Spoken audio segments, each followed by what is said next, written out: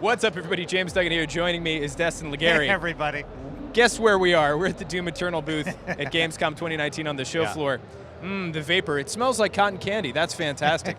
You know, I got to say, straight off the bat, this booth looks absolutely fantastic. It's cool. It's cool. I've been having a lot of fun checking out all the various things, like this helmet. Like this helmet. Before we get to this helmet, though, I do want to talk about some of the other stuff that is here. They have a id and Bethesda kind of showcase, a museum. Yep. And then around the back, they have the various eras of Doom Guy. But this helmet, Destin, Yeah. you got to put this thing on. Let's do it. Let's do All it. right. Let's put it on right now. So this is... Get in here, Jesse. Take a look. I believe this is the pre-order helmet. Supposedly, this is the helmet. I mean, keep it on. This is the helmet that comes with the collector's edition, and you can see it fits on a man's head who has a large head. So that's very exciting. What do you? How is it in? How is it in there? Can you even hear me? I don't know.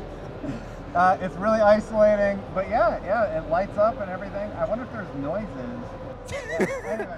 All right, let's talk about the actual game now. So we got to play Doom Eternal at E3.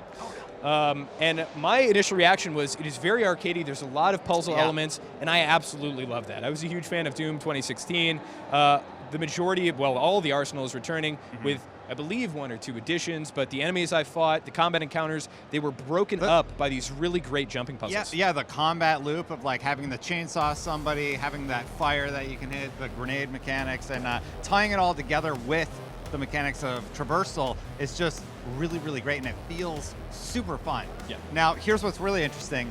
They have it here at Gamescom. Of course, we're at the booth, but on Stadia. Now, having played it on PC, I was really, really curious, and I've been really cynical about Stadia. I'm like, their streams can't even stop lagging, you know? So I try it out, and I think it sold me on Google Stadia. Oh, that's I'm not even kidding. Yeah, so in an environment like this, you're dealing with a lot of networking problems and things like that. So they had Mortal Kombat and they had Doom Eternal, and I luckily got to play Doom Eternal, and it plays fairly well. It stuttered a little bit during the cutscenes, but that was about it. The flow of combat still felt good on a controller. It's very risky of you to say. Do you want to say anything positive about the Epic Store just to garner more comments?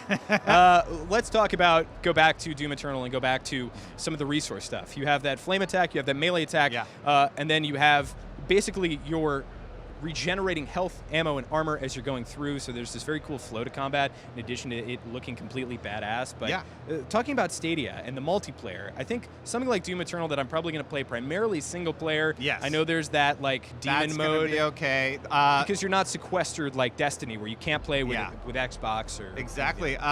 There was another game on display, and that's Mortal Kombat 11, and actually they were doing multiplayer matches with that also. So I'm really curious how that's going to work, because Mortal Kombat already has a fantastic online infrastructure that compensates for lag and such. Add the additional layer of a Google Stadia, sort of environment. I'm really, really wondering how smooth that's going to be. But again, it seemed to be playing pretty well. I didn't get hands-on with that, but I was watching other people play. They were executing their moves. They didn't seem to be impacted by any sort of lag that a 60 FPS fighting game would encounter.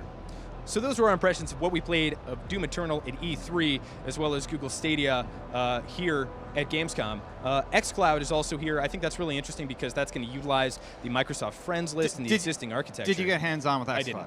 But there is a didn't. booth. I did. You did? What'd you think? Yeah, so I got to play Halo at E3 also. Now, I don't think xCloud was as smooth. There was a lot of hitching. There was a lot of delay, actually. They have a controller connected to a screen, basically, and that was how you were playing a lot of the xCloud stuff. It seems like they have a little bit more work to do compared to the Google Stadia platform, which, again, really, really impressed me thus far. I would love to get more hands-on time with Stadia, especially at launch. I think it might, surprisingly, and I can't believe I'm saying this, I thought there's no way Google Stadia is going to be this functional. So then I try it out, and I'm like, oh my God, this thing might be good. All right, Destin Legary putting his life on the line there to say Google Stadia is it. Maybe, I don't know, I don't care. I didn't say that. For all things Gamescom, keep it right here on IGN.